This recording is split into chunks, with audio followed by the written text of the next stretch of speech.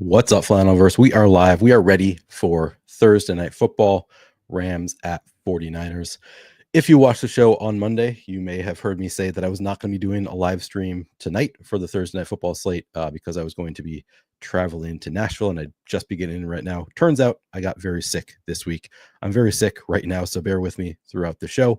I'm going to try to get through this one. I am live right now. So to be clear about that, I did, in fact. I am doing a live show here right now. I have done my research. Was waiting on inactives. I have not seen the official inactives from the Rams. I did see a Rams beat reporter who I'm not familiar with, but has a big following.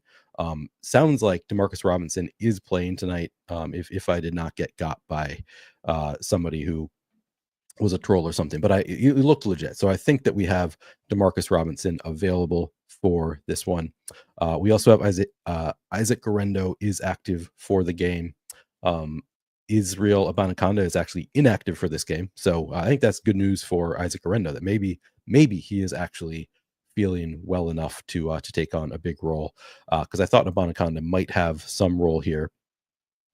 That's all I've got. I think as far as Trent Williams is out once again. Nick Bosa is back in for this game. I guess those are kind of impactful injury news also among the players that we can't actually roster. I think that's it. As far as players that we could have played here. Let me know if you see somebody just said actives just came out. Which is a funny way of phrasing that. But let me double check, actually. Well, before we get into this, we're going to be going position by position as usual. We're going to go quarterbacks, running backs, wide receivers, tight ends, defense kickers, and at the end, I'll take a brief look at FanDuel after going through all the positions, and then I will play around with lineups, take any questions you have. I think all I'm seeing is Gary Klein, who, again, I don't know, but looks legit. Says that the inactives for the Rams are Cody Schrader at running back, no other impactful players at the positions we can play. Okay. While you're coming in, if you have not already done so, please do subscribe to the channel. I am 43 away from 4,000. Really excited to be that close to 4,000 subscribers. Trying to get to 5,000 by the end of the NFL season, though, so would appreciate it if you would show some support by subscribing to the channel. Of course, liking the video, commenting, all of that helpful as well. I've also turned on subscriber-only mode in chat, so if you are not subscribed, you're not going to be able to comment in chat. That's just a way to limit the bots a little bit. If you think you're going to have a question, make sure you subscribe. It'll take you 5 minutes before you will be eligible to ask questions or comment in chat. Appreciate all of you being here. What's up, Silver, Yoshi, Anthony? Good to see you all. Sean, I'm not gonna say everybody. I see all of you here though. Appreciate you all being here. Let me see if I have any questions to start. I think we can just get into it. Let's get into it. Starting with the El Boogie. How we feeling? Not great. I am not feeling great. I'll say that, but doing a live show does get the energy up a little bit, helps a little bit to give me a little bit more adrenaline, I guess, and then I will crash immediately after this show. Okay. Let's start with the quarterbacks. I think that all the players that we expected to be in are in. I wonder if I want to double check that Demarcus Robinson was listed as in. I might want to refresh this at some point. I guess I'll reset it right now just to see if there were any changes here. I think that all the sites had come around to Isaac Guerendo being in anyway. I think Demarcus Robinson was the only one that we really had questions about. Great news for my best ball bags, by the way. If Demarcus Robinson can have a game tonight, that would be very, very helpful for my advancing teams. Okay. At captain, Brock Purdy coming in at about 13% ownership. Matthew Stafford coming in at just 5% ownership at captain. Man, I did not want to have to think much about Matthew Stafford, but 5% is kind of intriguing for Stafford, just given how good he's been since week 8. And I'll get into that. Because I'm sick, I'll probably be doing a lot more reading off the work I've already done rather than showing you all of my work throughout the show. I'll still show a good amount of work, of course, but just an FYI, because I'm not feeling that well, I'm going to be leaning more on the work I've already done because I have a bit of brain fog. Brock Purdy coming in at 47% ownership in the flex, Matthew Stafford at 39% in the flex. I don't know that I'm taking any major stands on either of them. I think I'll probably come in overweight to 5% Matthew Stafford. My notes on Matthew Stafford. So on the season, Stafford averaging just 15.2 fantasy points per game, and that's 21st among quarterbacks. We've talked about it. I've talked with other people, fantasy sports people, like, oh, Stafford, even when his receivers do well, he never really has big games. It's been kind of the narrative with Stafford. I think that is largely true. But in recent weeks, since week 8, when Puka, Nacua, and Cooper Kupp returned to the Rams, he's averaging 19.83 fantasy points per game over the past 7 games. And he's also had like some spike weeks, like a 28 fantasy point game in there at one point. So I think that there are paths for Stafford to get there. What you're hoping for is that he does, throw at least one touchdown to a Demarcus Robinson, Tutu Atwell. So it's, even though Kupp and Nacua are probably going to be the guys racking up PPR points, if it's not them scoring the touchdowns, there are paths for Stafford to be the highest scorer of the group. He's also cheaper than both Puka Nacua and Cooper Kupp by at least $1,000, $2,000 for Nacua, $1,000 for Kupp. So there are paths for Stafford to be like a lot of paths. There are a few paths there at least for Stafford to be the highest scoring player, or sorry, the player that fits into the captain spot. Given salary constraints. I'll say that right now, this does not be a slate that's going to be very easy to leave a lot of salary on the table. I played around very briefly with lineups, but just looking at like the value, we could have had Tutu Atwell, Tyler Johnson if Demarcus Robinson was out. They're still playable, but like nobody we feel extremely confident in at this point among the value options. So it's a little bit tough to leave a ton of salary on the table in this one. I guess we could have that disgusting run out that we had on Monday where we had 2 players who scored a total of 4.8 fantasy points in the nut lineup on Monday. That's just not a scenario that I'm ever going to win any money. I guess we could theoretically have that in this one where we get a couple of those really cheap players having big games. But I'm not going to play for that outcome because you're going to run into a billion dupes anyway with those lineups. Just a note, it's a little bit tough to leave salary on the table. There are some slates, last week I talked about the one that I did well in, that I took down the minimax. I left a minimum of 1,200 on the table.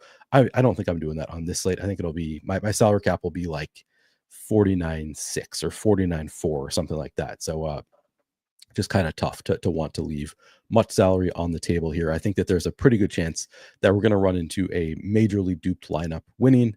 I'm just trying to avoid the most duped lineups by leaving a little bit of salary on the table. Hopefully I'm wrong. Hopefully we do get something weird going on here. But all right. So ultimately for the quarterbacks, Stafford, I imagine I will be overweight to 5% at captain. I don't know that I'll come in overweight to 39% in the flex. I'll probably be close to the field, maybe even a little bit light on Stafford in the flex. I do still prefer Brock Purdy overall. The only issue with Brock Purdy, like he's just a better fantasy scorer. He actually has 4 rushing touchdowns and 23.5. I guess I'll read off my I'll finish reading off my quarterback notes. So finishing off the Stafford notes. So he's been really good the past 8 games. 49ers defense has allowed the 5th fewest schedule adjusted fantasy points per game to quarterbacks over the past 5 weeks, though. And they get Nick Bosa back for this one. So not the best spot for Stafford. So ultimately, I think I come in a little bit overweight on 5% at captain. I probably come in a little bit underweight on 39% Stafford in the flex. I prefer Purdy, and I'll read off my Purdy stats. So on the season, 18.3 fantasy points per game for Purdy. He has been, Rams defense has also allowed the 6th most schedule adjusted fantasy points per game to quarterbacks over the past 5 weeks. So a nice matchup for Purdy. He's generally the better option as far as fantasy plays go of them.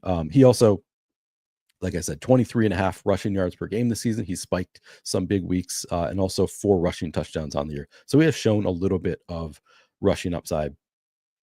As far as stacking goes, Stafford, I am always stacking regardless of where he is in my lineup. I want Stafford stacked. When I have him a captain, I want him at least double stacked. It's a little bit iffy because you do have, Puka there at 11,000, so he could score a ton of fantasy points, and Stafford is still the optimal captain. So maybe you could do it with Stafford with just Nacua in there. But I think generally, my rule is going to be if I have Stafford in the captain spot, I am going to require at least 2 pass catchers.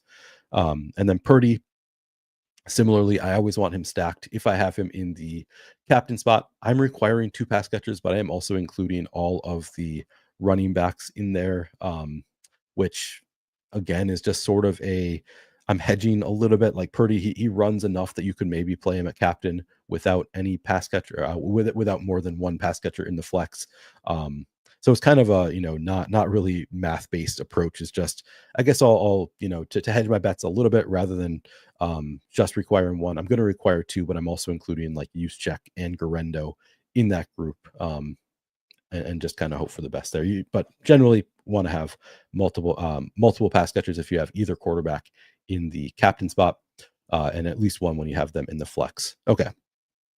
I am going to move on to running backs.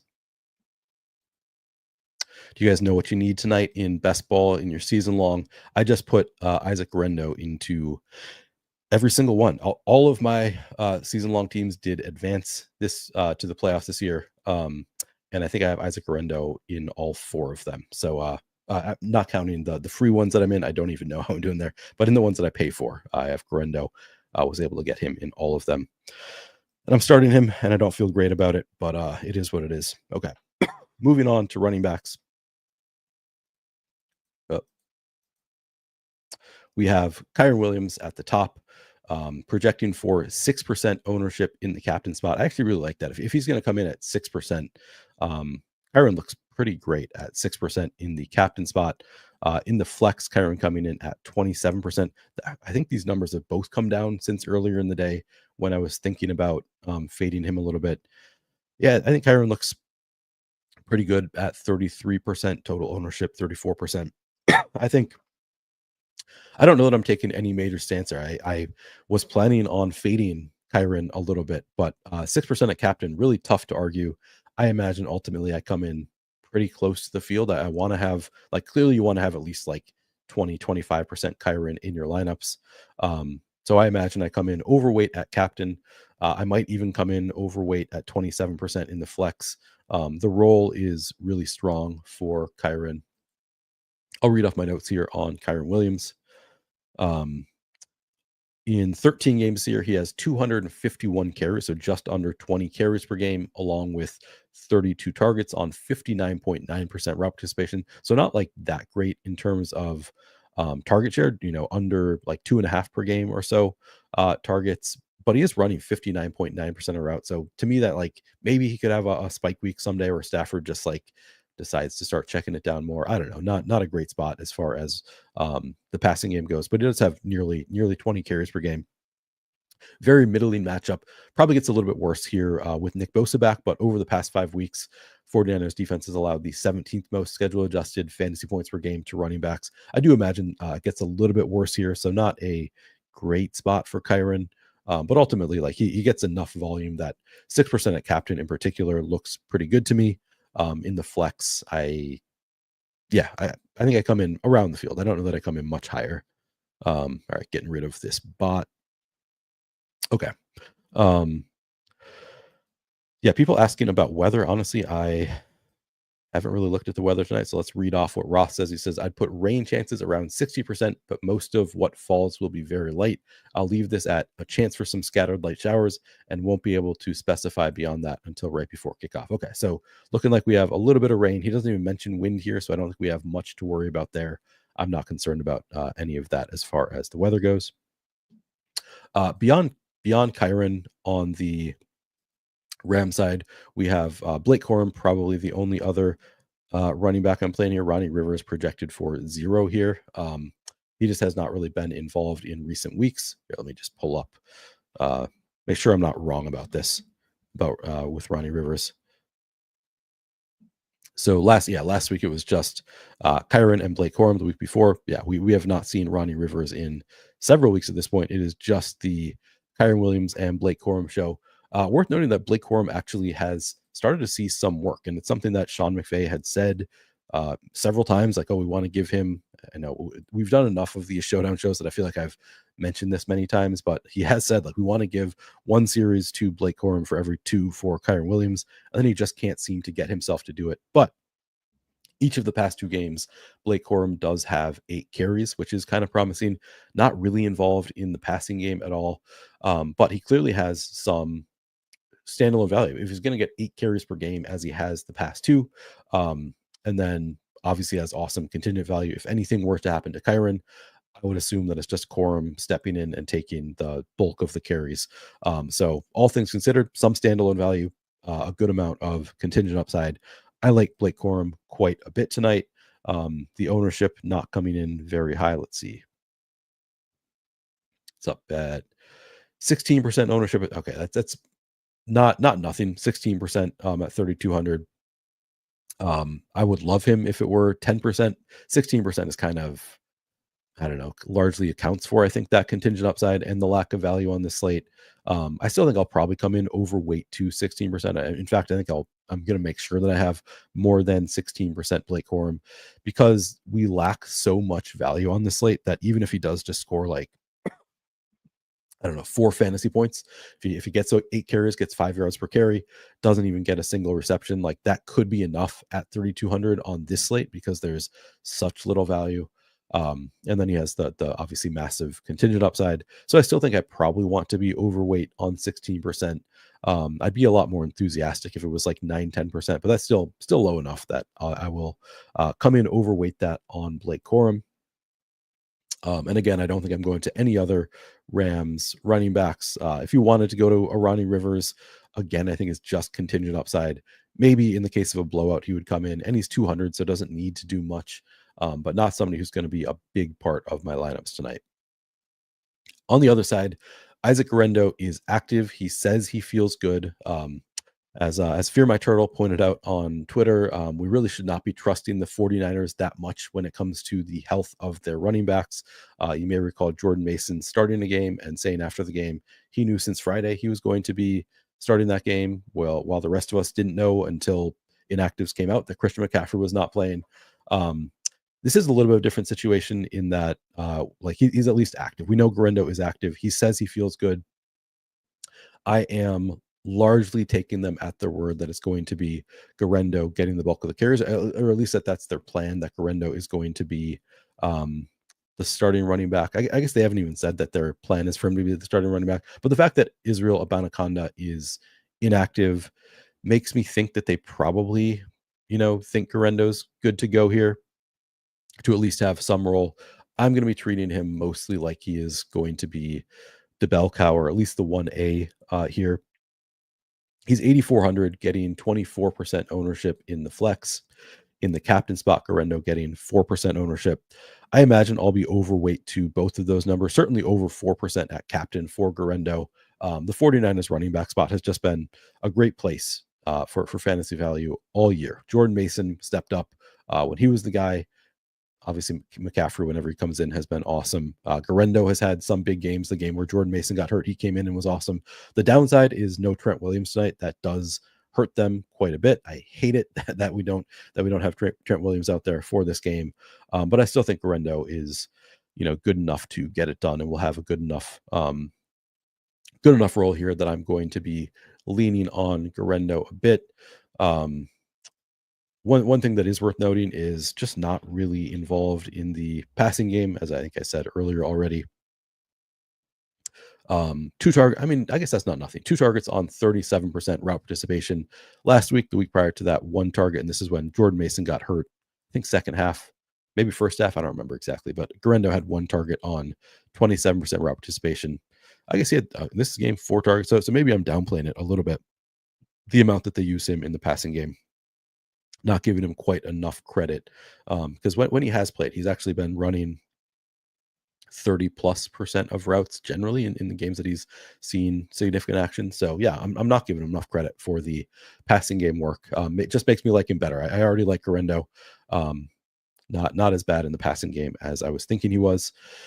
But I think he's going to see a significant number of carries. Could see, handful of targets here. I think it looks great. If he's going to be low owned on a slate that I think it's going to be tough to get unique, I think that he's a great way to go, particularly in the captain spot. But both places he looks under owned.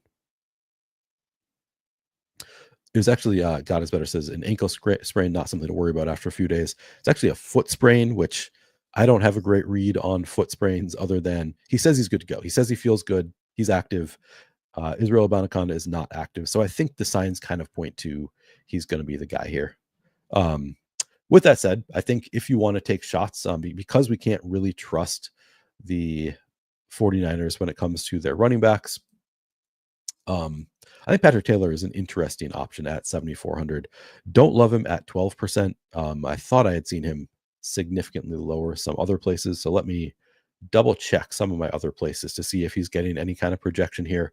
I'm wondering if Rotogrand is maybe just hedging a little bit more. Yeah, other places have Taylor getting very, very little ownership. So let me, which also is going to affect the projection. Let's see. Give me 1 second here.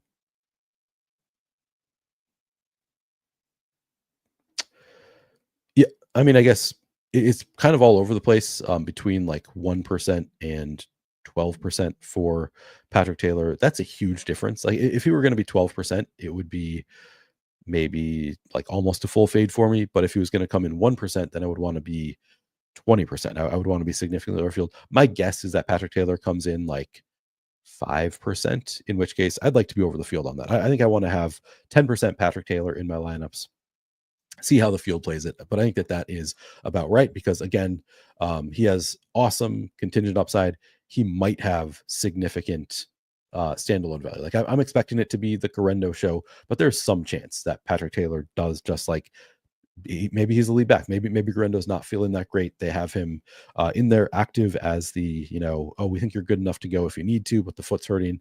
Yeah, I don't know. All right. I know his dad says Guerendo has the running back role. Don't over. That's generally how I feel too. I would want to overthink it if Patrick Taylor was getting 2% ownership, 1% ownership. Since he's getting 12%, I think I'd want to be, excuse me, 12% at Roto-Grinders. I would want to be under that number. I probably shoot for 7 to 10% Patrick Taylor. I think that's about the bet that I'm willing to make there. That he could have enough standalone value as is. He obviously has contingent upside if something were to happen to Guerendo, but also he's expensive. So like it would have to be immediate for Guerendo to not be feeling well for Taylor to really take over there. Yeah, I think I would certainly be under 12.5% if he does come in here. But I think he probably comes in lower than that. So I'll probably play 7 to 10% Patrick Taylor is kind of my my goal here. Keyshawn Vaughn, I don't think I want to play a ton of. He's interesting because he is 3,400. So if you do think that, if you want to bet against Isaac Guerendo being a full go, like he would sort of make sense as the, one that could absolutely smash his price tag. I don't think that I'm expecting much from Keyshawn Vaughn. I don't think he played. Let's see. Last week he played 3 snaps, had 2 carries. I don't know. You could extrapolate to if Guerendo is not a full go, maybe you see Keyshawn Vaughn's, opportunities triple, quadruple or something, and suddenly you do see 6-8 carries and he's sort of interesting, but I don't know that we can. I'm not expecting that much from Vaughn. The only reason to consider him is the price tag, and it's 3,400, so it's not even that low. I might have a couple percent of Vaughn, but certainly I wouldn't play him in 20 lineup set. I guess I'll say that about Keyshawn Vaughn. In a 150 set, I'll probably shoot up, try to have 2% Keyshawn Vaughn, but I would not have him in a 20 lineup set. Whereas Taylor, I probably would have 1 or 2 shares in a 20 lineup set. And then if you're hand building, I would prefer to have Taylor in lineups without Isaac Guerendo, just because they are both fairly expensive. I think in a 150 set, I'm not going to set a rule that I can only have 1 in a lineup because there are some outs where they do split carries and they just run quite a bit on the Rams. And they can both get there with 12, 15 fantasy points, something like that. So I'm not going to set the rule to require only 1, but if I were hand building, I would probably limit myself to just 1 of the 2 of them. And then, use check. I never love use check on these slates. He just does not have a great role. Everybody wants to play use check. Typically, I guess we can see if that's still the case here. Yeah, 12% ownership on use check. He's only 2,000, so he has that going for him, but he's just doesn't have that great of a role. I don't know. Is it that his wife makes clothes? Is that what people want to play use check all the time? Just does not have much of a role, as you can see here on the season. Let's just pull up use check. Nope. I don't even know how to spell the name. Wait, Jusv. ZCZ. Okay, I knew that. Okay. He has maxed out at 1 carry in any game this season. He had 2 targets last week. He does have the one game that he had 4 targets. I guess he had a 5-target game really early in the year, but typically he's seen 1 to 2 targets per game. He's 2,000. I don't know. He's I'm going to be under 12%. That's just too high for me for use check, even on this slate. I don't think it's the strongest bet, but I'll have 7%, something like that, 5%. I don't know. But I think I'm going to want to be under 12% use check, just because he doesn't have that great of a role. He doesn't really have a path to, like, a lot of these running backs have a path to being like massive contingent upside. Use check, I don't think does. It would just be Patrick Taylor who would come in. He's just the fullback. Don't see a ton of upside there. So I don't think I'm going to be under the field on use check. Let's move on to wide receivers.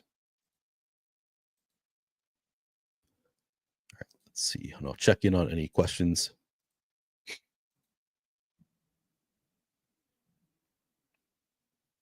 All right, let's see.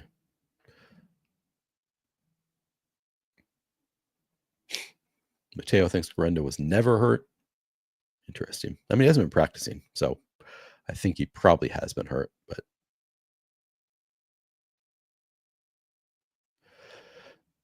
Sean asks, how does a sprained foot affect a person's cutting ability while running? Great questions. Could be Travis says one side has who projects for 10 fantasy points? Guerendo or Patrick Taylor?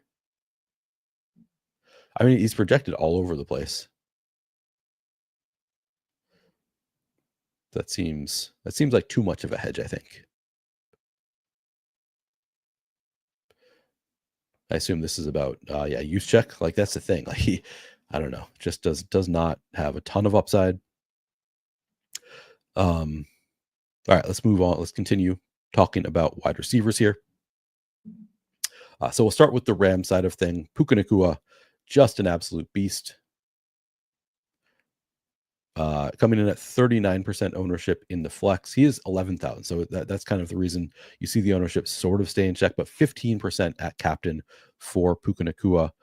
I think I'm probably pretty close to the field on Nacua. Again, one of the reasons. Okay, so that was Patrick Taylor was projected for 10. Still 8.95 is a pretty significant projection on Patrick Taylor, which maybe explains why he's still getting a fair amount of ownership. Yeah, Puka Nacua, super expensive.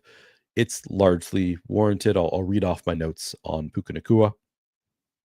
In the past 5 games, which really these are only 5 games that he's been a full-time player. He was limited in like all of his games early in the year. Over the past 5 games, 58 targets. So we're talking about just under 12 targets per game for Puka Nacua on 84% route participation. He also, and I'll pull this one up because it's kind of fun to see in terms of the wide receiver coverage matchup. This is all receivers of the entire week. He has the most expected fantasy points per route run. The coverage grade, not even that great. It's like it's a fine coverage grade, but all things considered, factoring in how good he is, how much he sees targets, expected for 0.77 fantasy points per route run. That is just an insane number for Puka Nacua. Above average matchup, and I'll read off my notes there. So the 49ers defense allowed the 4th fewest schedule adjusted fantasy points per game to wide receivers over the past 5 weeks. Again, even tougher with Nick Bosa there. So not a great matchup for Puka Nacua, but he is just such a fantasy monster that he's still projected really well. Ultimately, I wish I could play above the field on Puka Nacua and make that bet, but I don't think I'm going to on this one because he's so expensive. It's already tough to make good lineups. And he's getting a fair amount of ownership, 54% in total. I'd probably come in close to, but slightly under the field on Puka Nacua because of the salary and the lack of value on the slate. I think I probably take my dock at flex. I'm probably with the field at 15% at captain and come in under 39% at flex is how I'm guessing I play it with Puka Nacua. It's at least my goal here. Cooper Kupp coming in at 32.5% projected ownership in the flex. at captain coming in at 8% projected ownership. So you do see a significant dock in ownership on Cooper Kupp, around 41% ownership going to Kupp. The role also really, really good for Kupp. So, if he just happens to get a few more targets and maybe score touchdowns here. Over the past 5 weeks, 39 targets for Cooper Kupp. So not as great as Puka Nacua, but that's just under 8 targets per game over the past 5 weeks for Cooper Kupp, on 80% route participation. I still think he's capable of, in any single game, just getting more targets or scoring more fantasy points than Puka Nacua. I think, obviously it's more often than not, it's going to be Puka Nacua, but I think that he's still good enough that he can occasionally spike a little bit of upside there. So I think Kupp at 40%, probably a slight fade for me.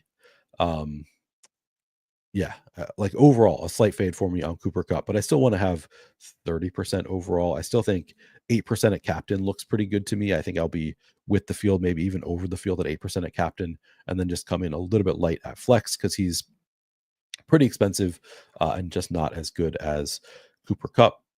Sorry, as Puka Nacua. Outside of those two, so we had, and I should probably refresh. Let me reset the projections here.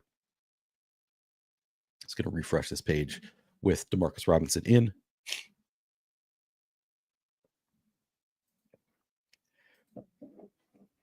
All right, Demarcus Robinson in the flex coming in at 10% ownership. At captain, Demarcus Robinson coming in at less than 1% ownership. I think he's a way to get unique. So I think one thing that I'm going to be doing on this slate is, rather than leaving a ton of salary, I think playing low owned combinatorial combos is going to be a way to get a little bit more unique. So I think Demarcus Robinson, and actually let me check other places to see if this is in line with what the field has him at. Yeah, it looks like he's coming in around 10% around the field, not projecting extremely well. But Demarcus Robinson has had a pretty strong role as the wide receiver 3 for the Rams. One thing that I noted in my article at Fantasy Points is I kind of think that the numbers might be skewed too much in favor of Tutu Atwell. Let me double check. Yeah, Tutu Atwell projecting for 6 fantasy points to Demarcus Robinson's. Where is he? Yeah. So Roto-Grinders is projecting Tutu Atwell higher than Demarcus Robinson. I think that other places have it pretty similar, and I'm not buying that. I don't think that the projections reflect the. Okay, the second place I'm looking has Tutu Atwell projected worse than Demarcus Robinson, which is probably fair. Like they haven't projected just a couple of fantasy points worse. But we saw last week, Tutu Atwell took on, like, if you just look at, I didn't mean to do that. I meant to ban them. If we just look at last week's route participation, it would appear that Tutu Atwell is taking on more of a role for the Rams. And I'll just pull it up. Tutu Atwell had 57% route participation to Demarcus Robinson's 53%. But that's far off from the norm from what we've seen this year. And it's because Demarcus Robinson got hurt in the middle of that game. So it was Demarcus Robinson. I don't know exactly when it was he got hurt, but I think it was early third quarter, maybe. And if you just look at last week, here's my note on Tutu Atwell. So he was the big beneficiary last week of Demarcus Robinson's shoulder injury. In the second half, Atwell ran 76.5% of the routes last week after running 30.8% in the first half. Those first half routes for Tutu Atwell very much in line with his 2 previous weeks when he ran 34.6% and 28.6% of the route. So it kind of seems like his role was the same until Demarcus Robinson got hurt. So I would imagine we're going to see closer to what we would have gotten in previous weeks, which is Demarcus Robinson running 70+% of the routes has been generally what we can see from him. Here, So again, last week he got hurt, third quarter, was limited. He had a play where like they brought him back in after the injury. He tried to block, he couldn't, so they had to take him out. It was kind of off and on a little bit in the second half. But prior to that, it's like 70 to 80% route participation every single week for Demarcus Robinson. And Tutu Atwell, not a ton of route participation. So prior to last week with Demarcus Robinson injury, it was 35%, 29%, 19%, just which all that to say, I think that it's wrong to project them the same. But ultimately, and as a result, if you're going to project them the same, I think Demarcus Robinson getting too low owned at 10%, given his role on the team as the very clear wide receiver 3. He does have in the past 5 games, he has, let me double check. This is maybe 6. 6 games since Cooper Kupp and Puka Nacua came back, 25 targets on 76.2% route participation. So just over 4 targets per game over the past 6 games for Demarcus Robinson, but also 7 end zone targets in those 6 games since Cooper Kupp and Puka Nacua came back. Who knows if that is something that we can, project going forward? Like it's probably like, no, you can't project it for more than 1 end zone target per game. But they like him. They like him in the red zone. They like he's clearly being used as a team's wide receiver 3, and he's getting 10% ownership. I think he's getting somewhat of a dock because he got hurt last week. Now, maybe that's fair to give him a dock because maybe he is a little bit banged up, but tough slate to get very different. I think Demarcus Robinson, a pretty good spot to get different. So I'll be at least a little bit overweight to 10% on Demarcus Robinson. I'll probably shoot for 20%, something like that. So I guess that's double the field pretty significantly. I'm not shooting for 40% Demarcus Robinson, but I think 20% or so seems good. Okay. Let's see. All right. So Tutu Atwell, 2,600. Going to get some ownership here.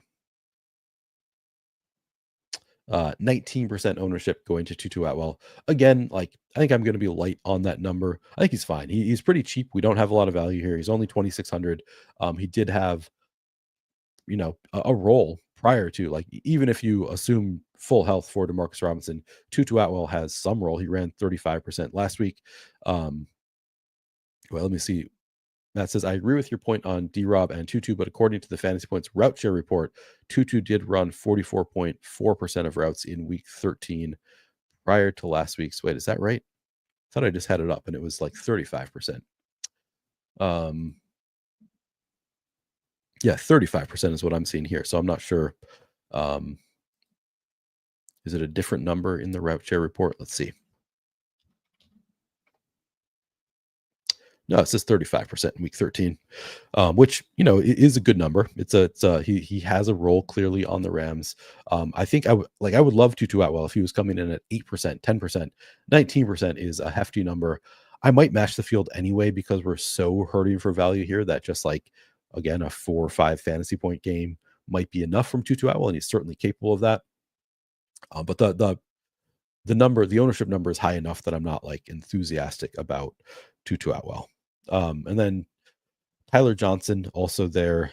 Jordan Whittington, I guess, is active for this one. Also, I think both are just dart throws. We can go back to the route participation report. Tyler Johnson saw 17% last week, 15%, 14%. Like he's seen a little bit of work. Nothing significant for Tyler Johnson. And yeah, 2 total targets over the past 4 games. He had a couple games here in weeks 9 and 10. I don't remember what happened in weeks 9 and 10 because we had all of the receivers active for that game, including Cooper Kupp and Puka Nacua. And somehow Tyler Johnson saw 9 targets in those 2 weeks. I do not remember that. On 45% and then 14% route participation. I think he's a fine play. Like I think Tyler Johnson looks okay. He's a total dart throw. Coming in at 6% ownership. He's only 1,000. Like that's certainly a dart throw that you can take. Maybe Demarcus Robinson's limited. We could see a little bit of an increase in workload there for Tyler Johnson. But even if you don't assume any limitations on Demarcus Robinson. He can just have one big splash play and pay off $1,000. So I think 6%, totally fine number there for Tyler Johnson. I will want to be with the field, maybe even above the field on 6% Tyler Johnson. Jordan Whittington, again, let's go back to the route share report. 0% last week, 3.8%. I don't remember if he was inactive for these games, but just doesn't have much of a role regardless. So he is probably not going to make my player pool. He's fine if you want to take a dart throw at 2% ownership at 800. I think that's, fine if you want to do it, but he just hasn't been playing at all. So I don't have any great reason to do so based on any numbers I've looked at. The 49ers side of the wide receivers is, sorry, I left this comment up from Matt here. That's right. Almost Super Bowl MVP Jauan Jennings has been awesome this year. Didn't clear a filter. Sorry, I left the one time that Matt shares misinformation. I leave out. Oh, Puka did get ejected. That is right. That's what happened. I forgot about that. All right. So a lot of fun things to talk about with the 49ers receivers. We will start at the top. Jauan Jennings, he's 8,600. He has been the pretty clear wide receiver one for the Niners in recent weeks. Coming in at 36% ownership at 8,600 feels pretty good. Coming in at 11% ownership in the captain spot. Yeah, I like Jauan Jennings. I think Jauan Jennings looks great. One of my favorite captain options, one of my favorite options across the board. He too cheap for his recent role over the past 5 weeks, 40 targets on 84.3% route participation. So again, that's 8 targets per game for Jauan Jennings. Also, I showed it a little bit earlier when we were looking at Puka Nacua has the highest expected fantasy points per route run. Jauan Jennings third of any receiver on the week in terms of expected fantasy points per route run. Everything looks great for Jauan Jennings. I also have not pulled up. Wait, do we have? Let's see.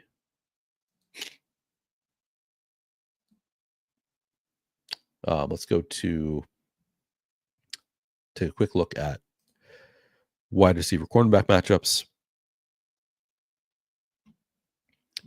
So we just went over all of the Rams. I guess we can look at the matchups here. It's a better matchup for Nacua and Robinson than it is for Cooper Kupp.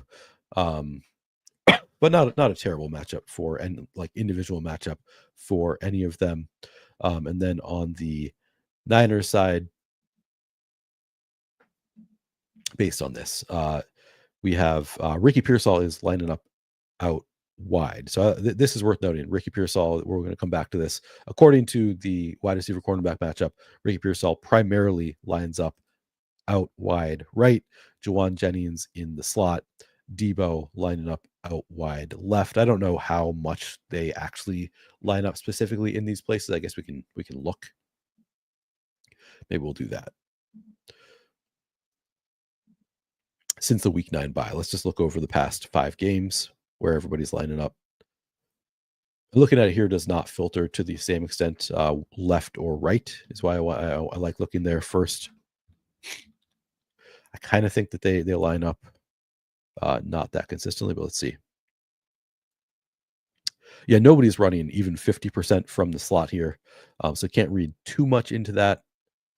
But Jennings lining up primarily out wide, Deebo out wide, everybody primarily lining up out wide. Nobody's running that much from the slot.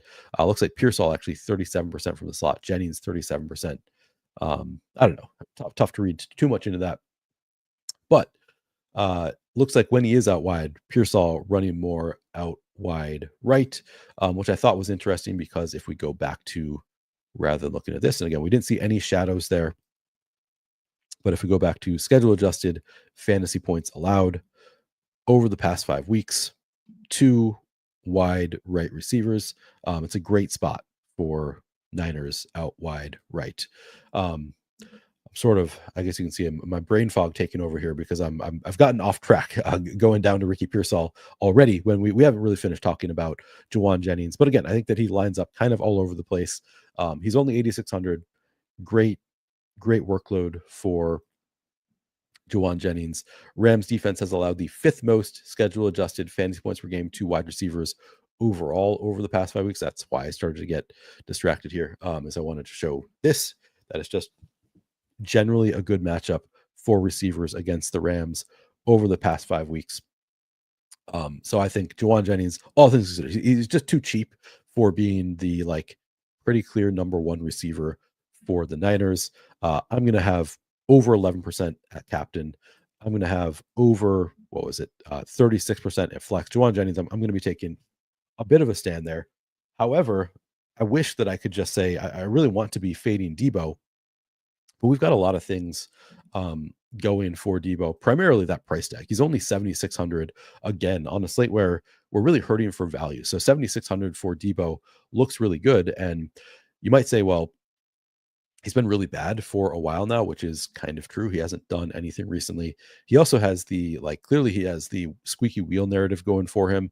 I don't know if you saw on Twitter this week.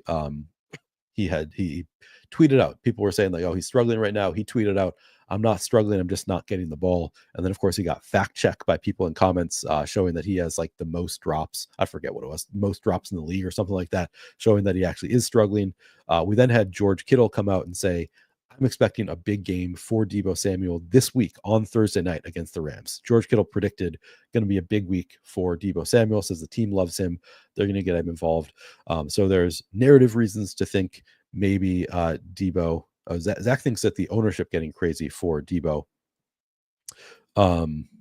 Is it? I mean, he's projected for, I think it's more the price. The $7,600 price tag, 39% ownership in the flex seems pretty reasonable to me. 12% captain. That is a little bit crazy given how bad he's been recently. I wanted to be overweight to Deebo there, but 12% is quite a bit. But it is the price tag is just so low that I can't hate on it too much, all things considered. My excuse me, my notes on Deebo. Hang on one second. Over the past 5 games, 24 targets on 81.8% route participation. So under 5 targets per game for Deebo in the past 5 weeks. Hasn't looked great. So if you wanted to bet, if you just watch the games, he's looked so bad that you could certainly make a case to fade Deebo. I will say, though, with McCaffrey and Jordan Mason out last week, he also had 5 carries, which is sort of the one thing that we want to bump the projection for a little bit with Deebo is he theoretically should get more carries with the good running backs out. If you're worried about Isaac Guerendo at all, he's a pretty good runner. They sometimes get him more involved with the starters out. So it's promising to see him get those 5 carries last week with both Mason and CMC out. I think we could see that again. So you throw in, 5 carries on top of the 5-ish targets we're already expecting. Then maybe there is a little bit of squeaky wheel. So maybe you bump that up to 8 targets for Deebo. Suddenly he's got a pretty good role in a nice matchup. And I think I end up kind of liking Deebo at 7,600. But to Zach's point, it is kind of a lot of ownership for a guy who has not done much in several weeks now. 12% at captain, 38. So yeah, he's getting about 50% ownership. I probably want to come in under that number on Deebo, despite the price tag, but not as much as I can't full fade him as I kind of want to, just based on how bad he's been. I think that it's not that unreasonable, but I probably come in a little bit light on 50% on Deebo. But I just wanted to lay out that there are some positive things here with the squeaky wheel, the running, the additional running upside, the matchup not bad for Deebo. Moving on to, so we've talked about Deebo, we've talked about Jauan Jennings. I sort of already got into it with Ricky Pearsall. I really like Pearsall tonight, and it is not really justified by anything he has done. He's 4,800. Look at the horrible projection here for Ricky Pearsall.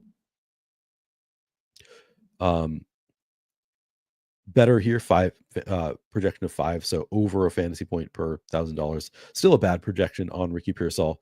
Getting about 10% ownership, like Demarcus Robinson to me is probably a better play in a vacuum. But I already pointed out that it's just over the past 5 weeks, you look at wide receivers lining up out wide right. Great matchup for Ricky Pearsall. He's running a significant number of routes in recent weeks since he came back from his injury. Let me find my note here. Um, uh, so over the past 4 weeks, just 4 targets for Ricky Pearsall on 61.5% route participation. So the route participation is there. The targets have not been there at all for Ricky Pearsall in recent weeks. So if you don't want to tail me on playing a good amount of Ricky Pearsall, I totally get that. I'm wish casting a little bit with, or I guess significantly wish casting with Ricky Pearsall, but he showed us kind of his upside. Like he had a 40, 50-yard touchdown in one of these games. He was for a little while getting significant usage, 5 targets per game in his first 3 games. The route participation has not really dropped significantly from where it was when he first started playing.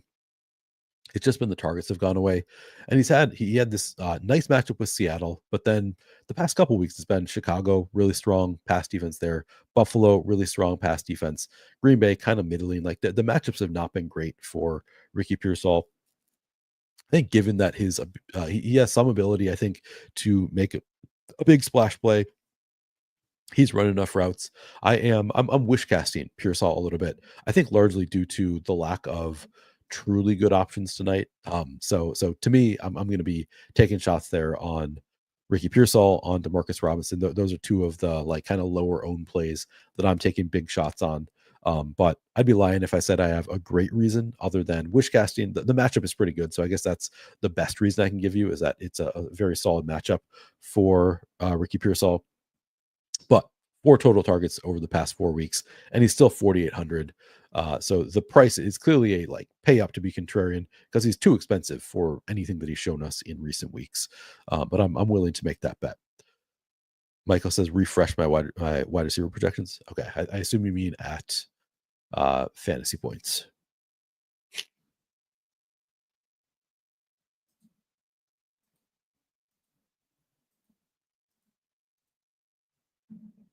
So Pearsall hasn't changed. Demarcus Robinson. So nothing has changed there.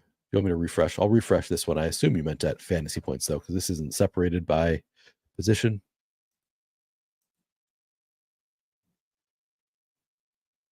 Yeah, it looks like it's the same for Pearsall. But yeah, I'll be making bets on Pearsall and Demarcus Robinson, largely just due to lack of better options on the slate. You've also got, so beyond the big three, Jauan, Jennings, Deebo Samuel, Ricky Pearsall, Chris Conley, Jacob Cowing, if you want to take dart throws there, that's really all they are. We can look at recent game log for the 49ers. Last week we had Chris Conley ran 5 routes, that's 17.9%, 0 targets. Jacob Cowing, 3 routes. He did see 1 target on 11% route participation.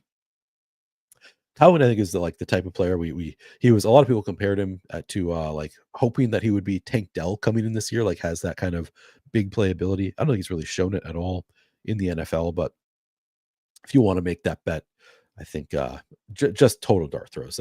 That's kind of the only reason to play a Cowing or a Chris Conley. Conley coming in at 6% ownership, Cowing at 2.5% ownership. Man, that seems pretty. I guess they're both 200.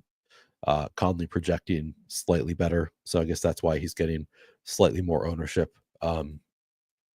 Maybe I'd flip it just because I don't think either of them are particularly strong bets, but Cowing maybe has slightly more ability to break off a big play.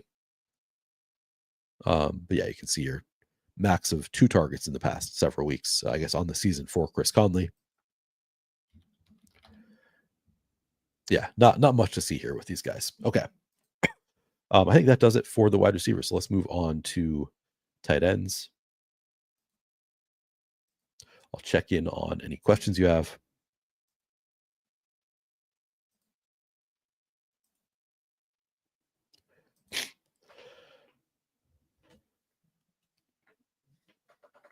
All right. Kittle, the opposite of Trey McBride. That's kind of true. Yeah, thank you for the reminder, Sean. Please do like the video if you have not already done so. Subscribe if you haven't done so. All of that very helpful to me. Trying to get to 5,000 subscribers by the end of the NFL season was pretty close. Coming into tonight, we're just 43 subscribers short of 4,000. So we're getting close. Would appreciate it if you would show some support by subscribing. All right. Yeah, Shannon, I talked about it a little bit during running backs, but yeah, I have interest in Blake Corum. The only downside is he's coming in at like 16% ownership. So, less exciting. What's up, Scott? Scott's here. Should have had Scott come in and do this show with me. Should have asked him to carry me through this one, like Scottie Pippen. All right.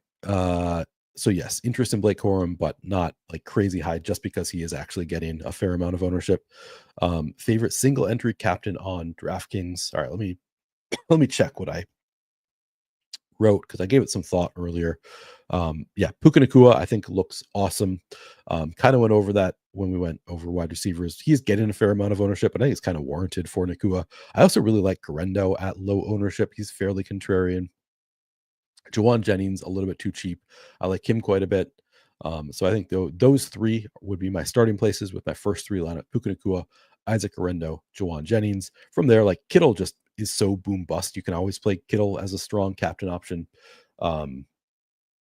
Kyren, getting some ownership, but obviously strong.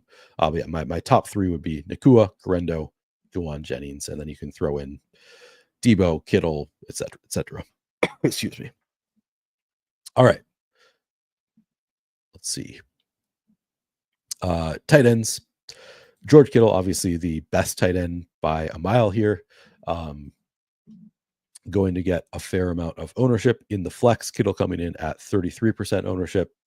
In the captain spot, George Kittle coming in at 10% ownership. I probably come in a little bit light on Kittle just because the price is so high. We have Trent Williams out, which I think does limit the upside a bit on Kittle, as he and people have questioned this, whether that's actually true. The narrative, I forget who brought it up, that maybe the narrative has not borne out in the stats as much in terms of the amount of routes that Kittle runs. But I've heard kind of conflicting things on the extent of how true it is that Kittle blocks more with Trent Williams out. But ultimately, he's getting 44% ownership, and it's not a great matchup in terms of schedule adjusted fantasy points allowed to the tight end position.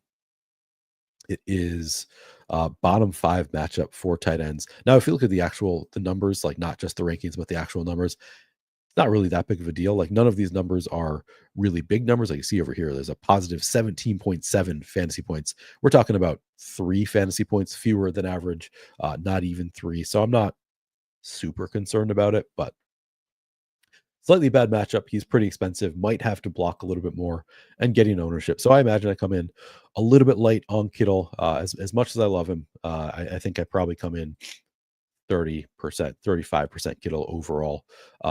And probably I do stick with like 10% captain and 20 to 25% in the flex with Kittle. All right, Nacua says we need to end this. So it was you who brought it up the other week but I've talked to other people since then who are like, yeah, like if you look at just the raw numbers, maybe it's not totally true that he blocks more, but then the actual routes he runs are like he'll block a little bit and then run a little bit. I don't know. So I've heard conflicting things about how much that narrative is true, and I have no way to tell you whether it is true. But it makes sense that he would block a little bit more. I don't think I'm going to be playing much Eric Sauber. Let's see. I think he's just a classic backup tight end dart throw. 14% route participation last week, 1 target. He has 3 targets in the past 4 games. If he scores a touchdown, great. I think you can play him, but he's just a dart throw at he'll be low owned, so he has that going for him. But Kittle's active. Can't play. I'm not that interested in playing a ton of Eric Sauber. Probably 3% is about right there. The Rams tight ends, it's gross. Colby Parkinson has seemingly taken on taken more of his role back in recent weeks. For a little while, we saw Davis Allen popping. Hunter Long has some role there. Let's just look at Rams. Actually, I'm going to limit this to just tight ends.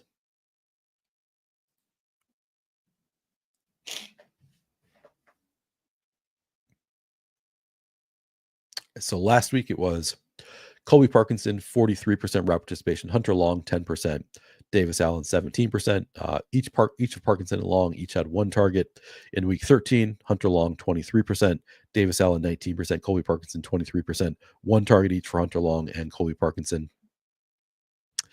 Make of this what you will. It's a trio.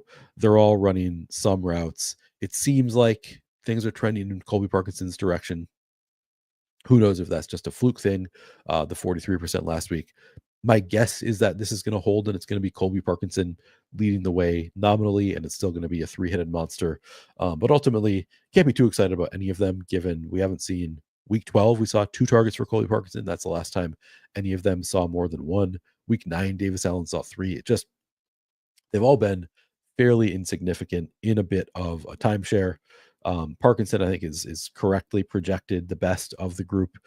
Projection of 3, project for about 10% ownership. I think that seems fine. And also the matchup not great. If we look back at this, second worst matchup in the league against tight ends. Again, not too worried about it, but worth noting. Ultimately, Hunter Long is interesting because he's 200 and not getting much ownership. I think I'll probably get to that, 5% ownership, double the field at least on Hunter Long, just because he's so cheap and he has seen a target in each of the past 2 weeks. Maybe 1 target is all you need from Hunter Long. Certainly, if he scores a touchdown, you probably want him.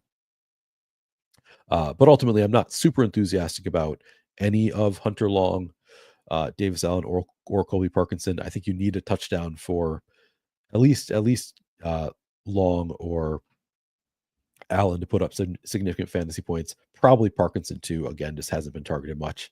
Yeah, I don't feel great about any of them, but they're low enough owned that I'm willing to take the dart throws. I think Hunter Long is particularly interesting from a dart throw standpoint. Parkinson maybe has the best odds of breaking up to 60% route participation and seeing 4 or 5 targets, in which case he'd look pretty good at 1,600. So no real issue with any of these ownership numbers, but not super enthusiastic about any of them either. Let's move on to kickers and defenses. And then I'll take a brief look at FanDuel, play with some lineups, and get to making my lineups. All right. Okay. Just reading chat real quick.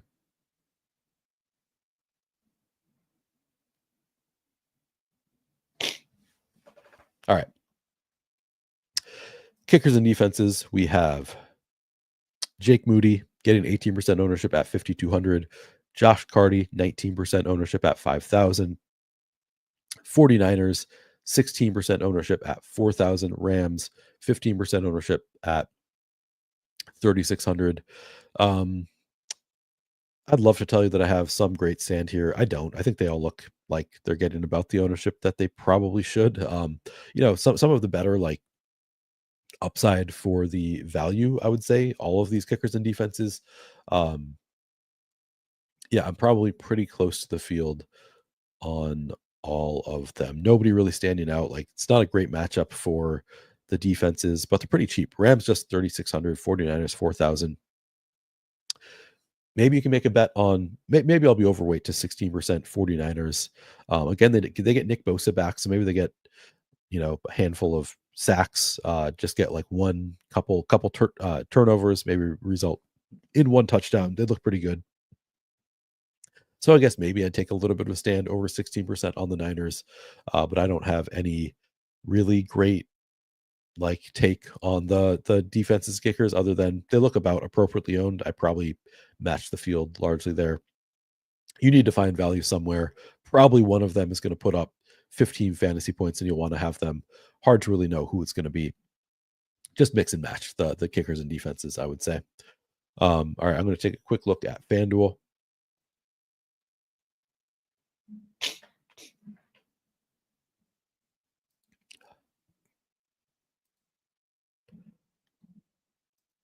All right, MVP. Most ownership going to Brock Purdy. I would probably want to be under 26% on Purdy. Puka Nacua looks good at 14% to me. Jauan Jennings, 7.5% looks pretty damn good. Cooper Kupp, sub 7%. Kittle, 6%.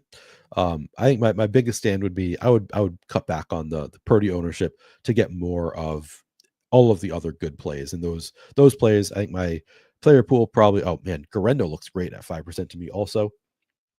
I think my MVP player pool on FanDuel is probably limited to Purdy, and then so I'd cut back on Purdy to get more of Puka Nacua, Kyren Williams, Matthew Stafford, Jauan Jennings, Deebo Samuel, Cooper Kupp, George Kittle, Isaac Guerendo. Debating whether I would want to include the kickers there. Like, it could be a really low scoring game, in which case you might want kickers and defenses. But I think for the most part, that's the list. I guess Demarcus Robinson could have that 2-touchdown game, but and it's a low enough ownership number that I think it's a fine bet at 9,000. But you need your highest scoring player in the MVP spot on FanDuel. So for the most part, it would be Isaac Guerendo and up this group for me at MVP. And I think my favorite of the group is probably Guerendo at 5%. I do think Jennings looks like a pretty strong play at 7.5%. Kupp at 7% actually looks really good too. So we have some pretty strong options at MVP on FanDuel. In the flex, just trying to see if anybody really stands out as too low owned. Again, Guerendo stands out as too low owned at 22%. Pearsall again, 7% on FanDuel. Yeah, sign me up for that all day. Marcus Robinson, 6%. These are going to be some of my favorite plays on both sites, Pearsall and DeMarcus Robinson.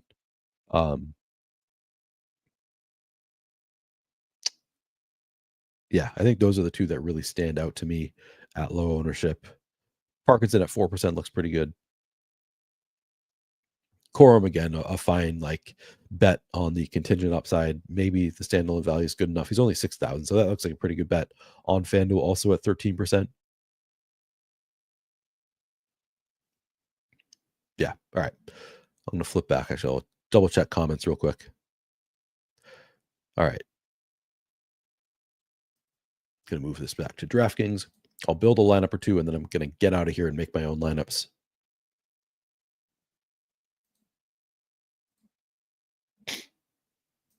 And again, pretty tough slate here. I was trying to build a little bit earlier. This is one that I just built as I was playing around prior to the show to see if I could leave salad on the table. That one left 900, so I guess that was decent.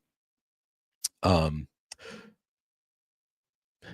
shouldn't have just deleted that. I should have left it up there because I'm curious. Because I think I had Puka in the captain spot there. Let's see if I can recreate that, leaving 900 on the table. Puka in the captain spot. I would imagine I had Guerendo in there. I think it might have been a 49ers onslaught. I don't remember what I had in that lineup.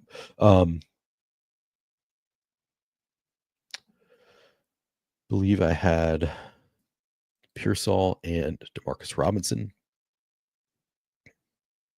No, this is definitely not the lineup, but whatever. All right, so I'm just gonna do it. Not try to recreate that, and instead, let's just try another Puka Nacua captain lineup. Again, I'm a fan of Ricky Pearsall on this slate. Do really like Jauan Jennings at 8,600.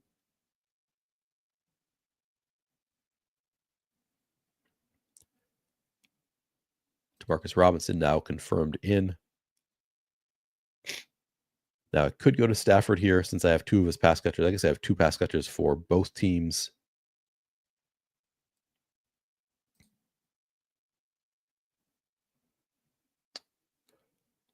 Then go to throw in at random one of the, I guess, 49ers defense. Could then upgrade Stafford.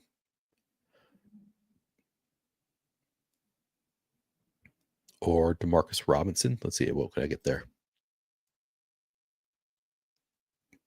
No, nothing really. Not a great upgrade there.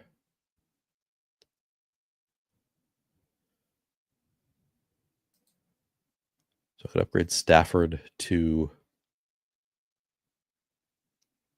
Kyren. All right, that looks okay. I guess the downside to this would be I have multiple pass catchers on both teams without either of the quarterbacks. But this one looks okay. Puka, Ricky Pearsall, Jauan Jennings, DeMarcus Robinson, Kyren Williams, 49ers defense. I'll do one more and I'll take a look at chat, see if you have any other questions, suggestions. Then I got to get out of here soon.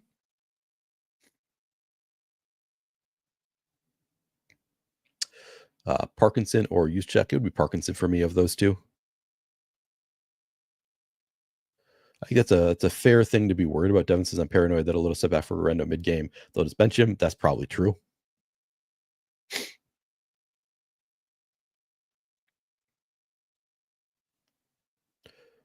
All right. Looking like more comments than questions, so I'm going to get back to it. All right. I'm going to do one more lineup, and then I'm getting out of here. Let's do a Guerendo captain lineup. Yep, not there. Guerendo captain. Save some salary there. Can I do a good mid-tier lineup? Because it's tough to leave a lot of salary on the table. If we go to Samuel, Kittle, this is getting tough because you also don't want to play. I guess a full onslaught is going to go probably low owned. So let's throw Purdy in there.